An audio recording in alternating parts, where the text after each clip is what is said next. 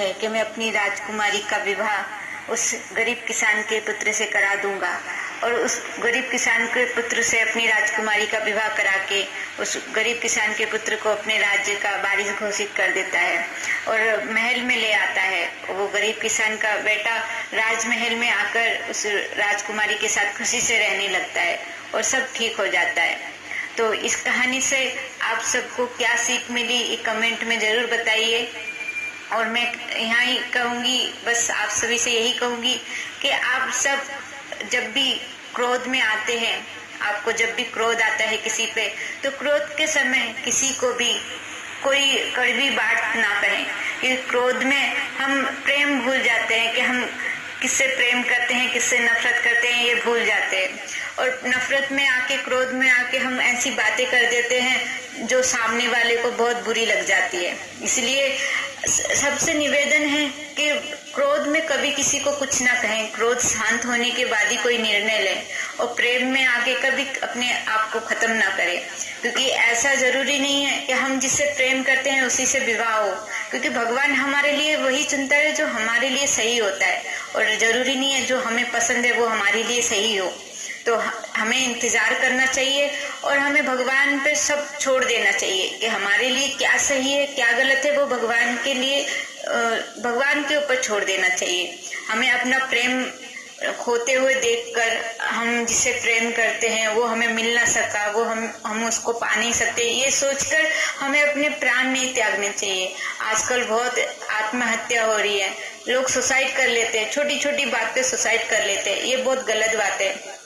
चाहे वो प्रेम हो या कोई भी चीज हो, लोग छोटी सी छोटी तकलीफ को भी बर्दाश्त नहीं कर पाते हैं। बुरा समय चलता है तो लोग समझते हैं हमारी लाइफ खत्म है और अपनी लाइफ को खत्म कर देते हैं। ऐसा नहीं है।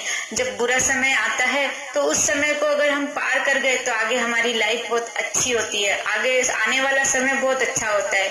तो जैसे जिस तरह से तूफान आता है और तूफान के गुजर जाने के बाद वातावरण साफ हो जाता है, ऐसे ही हमारी लाइफ में भी दुख तकलीफ तूफान की तरह आता है और जब वो दुख तकलीफ हमारी लाइफ से निकल जाती है तो हमारी लाइफ एकदम साफ हो जाती है।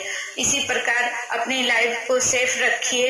ये जान सस्ती नहीं है कि किसी भी कारण की वजह से, किसी भी प्रेम की वजह से या किसी भी काम की वजह से हम फेल हो जाते हैं, हम टेंशन में आ जाते हैं और अपनी जान को खत्म कर देते हैं। ऐसा नहीं करना चाहिए। हमें इंतजार करना चाहिए, बुरे समय का निकलने का इंतजार करना चाहिए। अगर आपको लगता है कि आपकी जिंदगी में कुछ नहीं बचा तो अपनी लाइफ को, अपनी जिंदगी को भगवान के हवाले कर देना चाहिए कि भगवान तुम जो कहोगे, तुम जो करोगे वो मेरे लिए सही होगा, ये बोलकर भगवान के हवाले अपनी जिंदगी को कर देना चाहिए।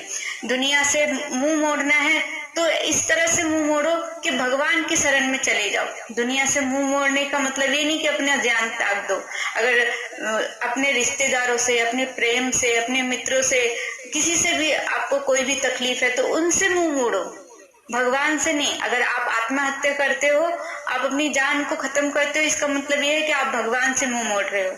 लेकिन नहीं, आपको अगर किसी चीज से प्रॉब्लम है, आपको अगर किसी इंसान से प्रॉब्लम है, आपको कोई तकलीफ दे रहा है, आप किसी परेशानी में हो, तो उन सब परेशानियों से, उन लोगों से दूर हो जाओ, लेकिन अपनी जिंदगी से दूर मत हो।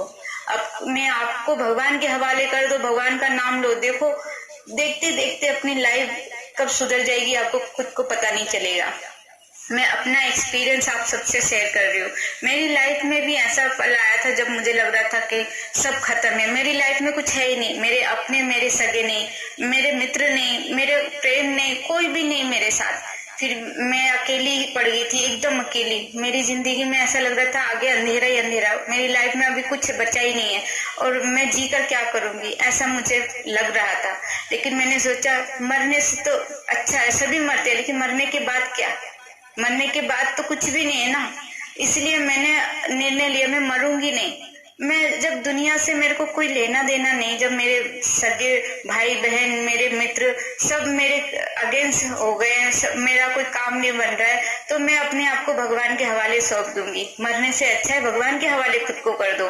भगवान आपकी जिंदगी के साथ क्या करना चाहते हैं वो उनकी मर्जी, ऐसा सोच के भगवान का नाम लेना मैं शुरू की, भगवान की पूजा अर्चना करना शुरू की। मैं हरे कृष्णा कृष्णा कृष्णा हरे हरे, हरे राम राम राम हरे हरे का महामंत्र जाप करना मैंने शुरू किया सुबह शाम। देखते देखते मेरी लाइफ ऐसी चेंज हुई कि मैं आज बहुत खुश हूँ। मेरी लाइफ में सब खत्म था, लेकिन आज वही मैं जिंदा हूँ। अगर मैं मर गई होती तो वो सब कुछ मुझे आज नहीं मिलता जो आज मेरे पास है। आज मेरे पास सब कुछ है, जो मुझे चाहिए था वो सब कुछ है। तो मैं यही एक्सपीरियंस अपना शेयर कर रही हूँ और इस कहानी के जरिए मैं आप सबको ये बताना चाहती हूँ कि हम मर जाने के बाद कुछ हमें हासिल नहीं होता है, लेकिन हम अगर जीते जी जिंदा हैं तो हमें बहुत कुछ हासिल हो सकता है। बस एक इंतजार करना है उस पल का जो हमारे लिए भगवान ने तय किया है। बुरा वक्त आता है, हर किसी की लाइफ में ऐसा वक्त आता है जब लगता है कि सब खत्म है, लेकिन वो जो बुरा वक्त जब निकल जाता है तब इंसान को समझ में आता है कि अच्छा हुआ कि हमने कुछ गलत कदम नहीं उठाया। अगर हमने कुछ गलत कदम उठा लिया होता तो आज ये चीज जो हमें मिली है ये हमें मिलती नहीं। इसीलिए बुरा वक्त एक बार निकल जाए, कैसे भी करके एक बार बुरा वक्त निकल जाए तो सब ठीक हो जाता है। और बुरा वक्त तभी हम सह पाते हैं जब हम भगवान का सहारा लेते हैं। अगर आप बुरा वक्त चल रहा है और आप भगवान का सहारा ले रहे हैं तो भगवान के सहारे वो बुरा वक्त कैसे भी आपका कट जाएगा और आप खुद को यकीन नहीं कर पाओगे कि हमारे पास कुछ नहीं था और आज हमारे पास सब कुछ है। तो आप सभी से विनती है कि आप किसी भी काम में, किसी भी चीज में फेल होते हैं या किसी भी चीज से हार जाते हैं तो अपनी जिंदगी से कभी हार मत मानिए। आप जिंदगी को जीते रहिए। आपके साथ आपके बुरे वक्त में कोई आपके साथ नहीं है, आपका प्रेम आपके साथ नहीं है, आपके रिश्तेदार आपके साथ नहीं, कोई भी आपके साथ नहीं है, तो आप सिर्फ भगवान का साथ लेके चलिए। भगवान सब कुछ है, हमारी लाइफ में भगवान ही सब कुछ है। तो भगवान का नाम लीजिए, हरि विष्णु जी का नाम लीजिए, कृष्णा जी का नाम लीजिए, बुरा वक्त अपने आप निकल जाएगा।